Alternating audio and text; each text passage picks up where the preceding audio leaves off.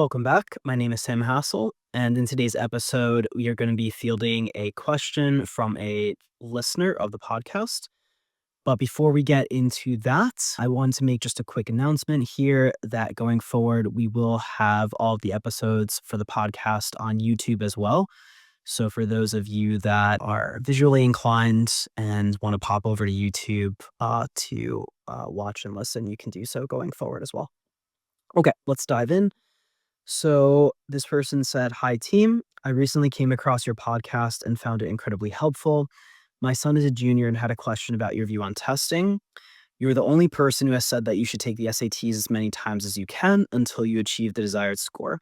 Does this hurt your chance of getting into a school like Georgetown, who requires you submit all scores? Is there a way around that? Thank you. Unfortunately, my son is too far along to work with your team."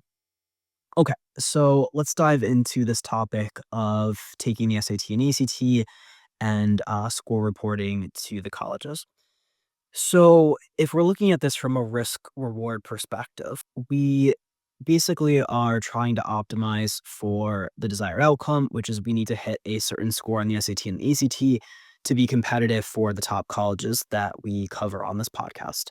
Now, when we're talking about the top colleges, what we're looking at in terms of a competitive SAT or ACT score is going to basically be at the bare minimum a 33 or 34 on the ACT, and really ideally a 35 on the ACT. A 36 is not necessary, but a 35 on the ACT is generally your safest bet to get you into roughly the 50th percentile of most of the top college score ranges, right? So you really, if you want to preserve as much optionality and be as competitive as you possibly can for the top colleges, you really do want to be aiming for a 35 on the ACT. Now, in terms of the SAT, the desired outcome, again, if you want to be a competitive applicant at the top colleges, the bare minimum, absolute bare minimum, I would say is around a 1500 or lower 1500s. But if you want to make your way into the 50th percentile of the top college ranges and sort of, again, preserve maximum optionality and be as competitive as you possibly can, you really want to get into that 1550 plus range, right? After around a 1550, it's very similar to an ACT score of 35. There's not much that's going to really, bolster your candidacy past that point. So, sort of all in a nutshell, I gave some sort of like bare minimum, ends of the range, but a lot of those scores, if you're at a 1500, or a 33, 34 ACT, you're going to be very low in the school's range for most of the top colleges. So really ideally, you're getting to mid 1500s, a 1550, we'll call it, on the SAT, or a 35 on the ACT if you want to be maximally competitive for as many top colleges as possible. Now, that's where we need to get to, right? And so the reward basically is you meet basically the table stakes or the standard credentials for students who are applying to the most competitive colleges in the US. That's the upside, right? Is like you protect your candidacy, all the work that you put in on your resume, your grades, your course rigor, your GPA, and you ensure that it matters by getting a test score that is competitive, right? In terms of the risk, right? And so when we talk about other parts of your candidacy, when you're optimizing course rigor, there is a risk to your candidacy, right? If you go throughout the year and you end up getting, a grade that's not at least 90 or above, as we discussed on this podcast, and you get a B plus, or a B, that can jeopardize your odds of admission to the top colleges. And so there is a risk there past a certain point. Once you get past, the drop deadlines at your high school, once you've passed the point where that grade is no longer removable from your transcript, that is something that can hurt your candidacy, and there is, potentially serious risk and consequences there. That is not true when it comes to building a resume, and it's not really true when it comes to taking the SAT or the ACT, right? So there's a difference between back end and front ends. So the back end is basically what you did in terms of how many times you take the SAT and the ACT, and the front end is what you ultimately choose to report to the colleges. And nowadays, and it's long since been the case, so historically, the ACT always allowed you to submit test settings that you wanted to submit to the colleges. The SAT instituted what is known as score choice roughly around 2009, 2010 or so. And that gives you the ability to report, to basically pick your sittings and to report them as you wish. Now, in terms of more recently, around roughly when COVID happened, 2020, post COVID, a lot of the colleges really switched over to allowing students to self report their scores and their testing histories in the Common Application.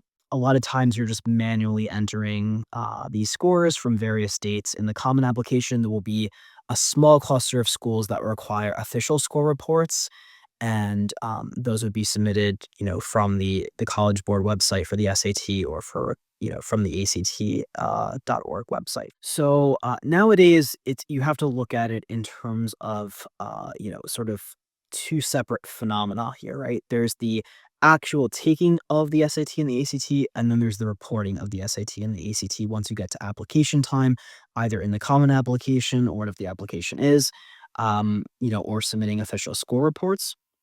But these are two separate things. This notion that, it's going to hurt your candidacy if you take the test too many times, well, you would have to report all of those sittings, and you simply don't have to. You have no obligation whatsoever to any college in the United States or in the world to report your sittings. They cannot see your testing history. And so there is a mechanism there by which you have to actually report your scores. And so it is going to behoove you to take the SAT and the ACT as many times as you possibly can. The main risks, right? So the risk when we're talking about your academic transcript is if you get a poor grade, and a poor grade for the top colleges simply means a grade that is not an A. If you get a poor grade in a class, after a certain point, after the drop deadline, you can't remove it from your transcript. And if that were the dynamic for the SAT and the ACT, you would obviously approach it much differently, right? You would really make sure that you were, extremely well prepped before you registered and took any actual sittings, but that simply isn't the case, right? The only real risk when it comes to SAT and ACT is just in terms of time, the time to actually take the test, which now is not very long. It's only about 2 hours. Obviously you might have to go to the testing center, back and forth, etc., but it's really not a large time commitment. It is maybe half a day maximum. The time that you put into prepping and taking practice exams, and then really just the cost of taking the test, registering for the test, right? And so these aren't really, um, you know, major consequential risks, right? I would say the biggest risks out of all of those is going to be just prep time. And so you do have to make sure that, if you're a student and you've hit a 1550 on the SAT or 35 on the ACT, you're not just burning time and taking it away from more pressing matters such as building your resume, building your hook, as we've discussed on this podcast. You're not jeopardizing your grades in school, since you should be taking very rigorous courses and doing very well in them, getting A's. If there were an opportunity cost there because you're continuing to take the exam when it's paying you, basically no returns or very diminishing returns because you already have a high enough score, that would be unwise, right? But until you've hit that point where you get to a 35 ACT or a mid 1500s SAT, it is very important for your candidacy and for protecting all the other work that's gone into building your candidacy, the course rigor, the grades, the honors, the awards, your resume, your hook building. It is very important that you get to that point. That time in terms of prep time is not wasted, unless you have basically hit that point and now you're going for, just diminishing returns, right? In terms of trying to improve it past that 35 ACT, that 1550 SAT score, right? So those are really the only risks, are just in terms of time and a little bit of cost in terms of signing up for the test. Outside of that, there is no real risk. Now, this person is specifically mentioning Georgetown, right? And Georgetown is the biggest asterisk to all of this, right? That being said, I'm going to make a case that it still doesn't even matter for Georgetown. Based on the information here, you can sort of do what you want. If Georgetown's on your list, you can choose how you want to proceed. So for Georgetown, once the SAT instituted this score choice policy, again around 2010 or so, there were several different colleges that basically said, hey, you can't use score choice. You need to show us all of your test sittings. And so there were several different colleges, and this lasted for quite a bit of time. And then they really faded as we got to COVID, and there was test optional, and Georgetown really is the last, surviving member, so to speak, or last surviving college of this group of colleges that basically said, "Hey, you can't use score choice. You need to show us all of your SAT and ACT settings," right? And the reason why a lot of these colleges, they didn't want students. You could probably guess why they didn't want them using score choice or choosing which ACT scores to submit, since score choice is technically an SAT policy, was they were concerned about equity. They wanted to ensure that students who came from more privileged backgrounds, and could afford a bunch of test sittings weren't taking it way more and, having private tutors, and were just sort of compounding their advantage versus students who came from, more under resourced or lower SES backgrounds. And so basically, this sort of override of the score choice policy was more or less, sort of an equity measure, right? You could say a little bit more if you want to give the colleges a little bit, sort of, more credit in terms of saying, it wasn't explicitly designed to sort of punish more affluent students or to sort of level the playing field. Another consideration would just be that sometimes students potentially would not submit a score that would have helped their candidacy because maybe it had a section attached to it that would have improved their super score. And so sometimes colleges would say that as well, that, they wanted to sort of see the student's whole testing record to sort of, just in case there was something in there that they wouldn't have submitted themselves that would improve their candidacy. But I would say that was very marginal compared to, basically the impulse of the college is to make sure there was a level playing field between students of different socioeconomic classes. And really, you can call it a leveling of the playing field, but you can also view it as basically if a student, any student, they could be from any socioeconomic class, if they took the test, you know, uh, a bunch of times, or if, for example, they just had lower sections on certain tests, they could sort of use it to potentially punish that student, right? If we want to sort of view it a little bit more harshly, if you want to view it more generously, you could say it was even, it was sort of leveling the playing field. And if you want to view the policy or the override of the score choice policy in the most generous way, you could say, well, they were looking out for certain, score submissions where the student wouldn't have submitted or they would have forgotten maybe, and it actually would have held their candidacy, right? That's sort of the spectrum of ways of viewing the policy. There were several different colleges, not only Georgetown, but they faded over time, right? Again, as we sort of got to COVID and the test optional policies, these tests were just optional in general, and so these policies sort of didn't make a ton of sense to require students to submit, all of the scores in their testing history when it wasn't even required in the first place to submit a score for several years. Now, at this point, where we stand in 2025, Georgetown basically is the lone survivor of that group of schools that said, "Hey, no, you can't use score choice. You have to send us all of your testing history." That's where we currently stand. So this listener is correct in terms of worrying a little bit about Georgetown. It is the only top college, and there are maybe one or two other colleges in the United States that do require, your full testing history, but they're mostly irrelevant colleges, no name colleges that nobody basically applies to. So Georgetown is basically the only college that stands that does require, your full testing record. Now, in terms of how you want to handle this, what I will say is just because they themselves have this policy, it does not mean they have any access to your testing record. And you have no, outside of just heeding what Georgetown says, you have no actual obligation to submit all of your test scores. So your testing history is, as a student, that is between you and yourself, what you choose to volunteer to the colleges or what you choose to submit to the colleges. That is ultimately your decision. It's not as though Georgetown or any college has access directly to a student's testing history. And so that's just something to be aware of. The student has full ownership over their testing history and what they choose to report.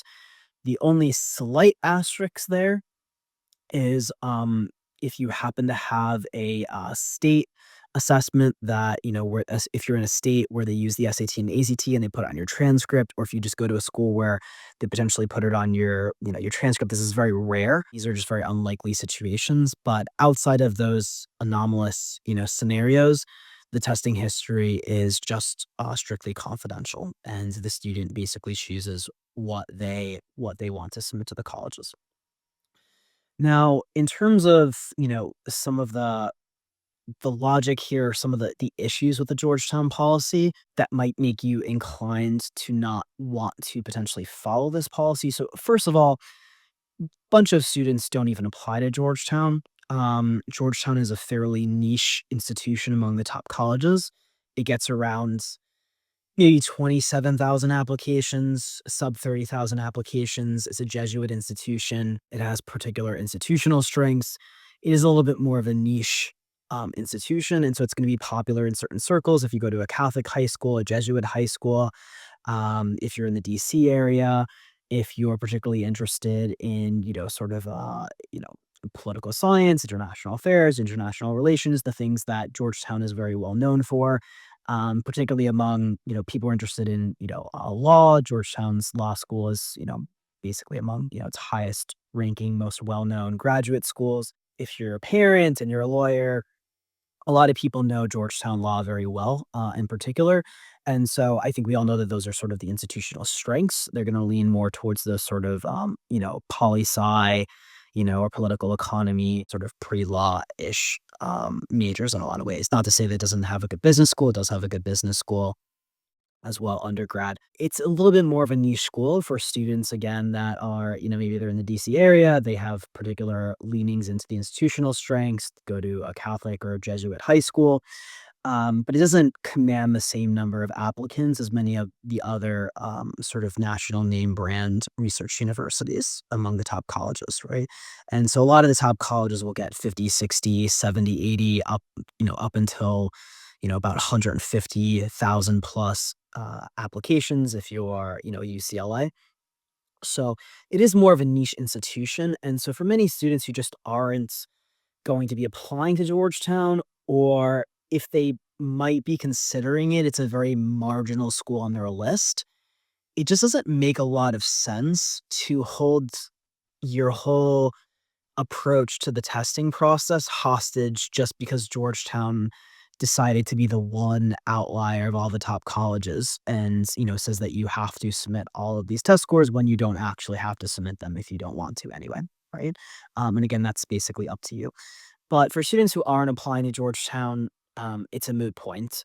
If you are maybe considering applying to Georgetown, it's basically a question of, do you want to, again, do you want to sort of be beholden to this or have to worry about it? And the way that it would basically manifest is if you do want to be sort of legal beagle by letter of the law, submit all of your scores to Georgetown, um, you basically have to approach the test differently. So you're basically going to have to approach it, from the perspective of these are sort of more do or die, sort of sittings. And so it puts a lot more sort of pressure on the students that you have to really, execute on test day because you have that in the back of your mind that if you don't get a good test score, you're potentially going to have to submit it as part of your entire testing history, right?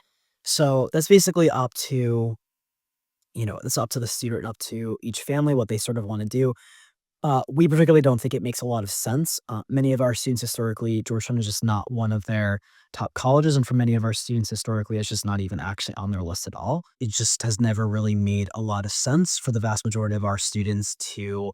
It's just not even a factor. And if they may be considering applying to Georgetown, it's just basically you're holding your whole testing process hostage by because you're worried about one school and their policy that basically isn't even it's not, again, the testing history is your own and you can choose what to do with it. There are other issues with the policy. For one, you could still cancel your scores, right? Or you could delete scores. So it's really not a fair policy, and it has a lot of issues with it. You also don't have any actual accountability mechanism. There's no way, again, because Georgetown or any college cannot actually see your entire testing history. They're not privy to that information. There's no way for them to actually enforce this policy. And so what would happen is you're gonna end up with people who are just, one person might say, "Okay, I'm gonna do by letter of the law, and even though I don't have to volunteer these all these scores in this testing history, I'm gonna do so anyway, potentially to the detriment of my candidacy." But then you're gonna have other students who don't follow the policy. You're gonna have students who don't even actually not even aware of the policy, potentially, right? There's just all this little fine print, for all these different, score nuances, but just anything related to applications nowadays. There's just a million different colleges. They have all their different own policies and nuances and how many letters of recommendation, whether they read a supplementary rec, whether they're ACT science optional or recommended, or, it's just there's a ton of variance in terms of these colleges, right? And so there's students who may not actually aren't even thinking about it really. But then there's gonna be students who don't submit their full testing history, and then there'd be some students who maybe do, and maybe it doesn't matter. Maybe they took the test once and they got a 1580. But you sort of do have to be aware that there's no way for Georgetown to actually, first of all, they don't actually, in any, really substantive sense, they don't really have any way that they can actually demand your test scores because again it's a private record. There's that, but then they don't have any way to actually enforce this and to standardize it. So it is actually paradoxically, if you view it through the lens of it sort of being a way of leveling the playing field or sort of seeing how many times every student took the test. So you could sort of take that into account when you're comparing scores between applicants. It quite ironically, it still has a lacking degree of standardization because they have no way of enforcing the policy and ensuring that everybody actually sticks to the policy. And so there's a lot of issues with this Georgetown policy. At the end of the day, it's going to depend on, the particular student, the particular family. Do they even have Georgetown on the list? How important is it? Do you want to sort of approach your testing process, sort of through this lens versus what is generally a much more optimal situation, right? So, for example, do you really want to protract how long, until you take your first SAT or ACT, where maybe that's, you have to prep for 5 months or something because you have to basically, you want to ensure that you're at 90% of your readiness level, before you take the exam. But then a lot of times when students sit for the first official exam, they might get some nerves. And so basically you waited 5 or 6 months instead of just taking it maybe after 3 months, of prep because you're just sort of like, okay, let's just go. We got to just like start getting test scores on record. And like, it doesn't matter. We can always just take the next test, the next test, the next test, and the colleges won't see it. That's the default approach. And it's very nice because you have permission to get suboptimal scores. If you're again going to sort of be held hostage, by Georgetown here, then you're going to have to maybe protract things. You're going to have to maybe wait, 5 or 6 months, and then maybe that test sitting doesn't go well. And again, you're just sort of it's a lot more anxiety provoking because you feel the pressure of having to submit all of the scores, right? And so again, they can't enforce the policy. You choose what you ultimately want to do. If you're not applying to Georgetown, it's a moot point. If you are, you can sort of choose how you want to approach it. There are other things you can do. Like I said, is you can cancel scores, etc. If you really feel confident that you didn't do well, or you're just not sure and you don't want to risk it. So there are some different varieties here, but that basically is the situation in terms of Georgetown basically being this one school that is the one holdout in terms of at least on paper asking students to submit their entire testing history. Otherwise, it behooves you as a student or as a parent of a student. It behooves your student to take the test as many times as you possibly can and just give yourself basically maximum number of shots on goal to basically, get one that actually goes in, right?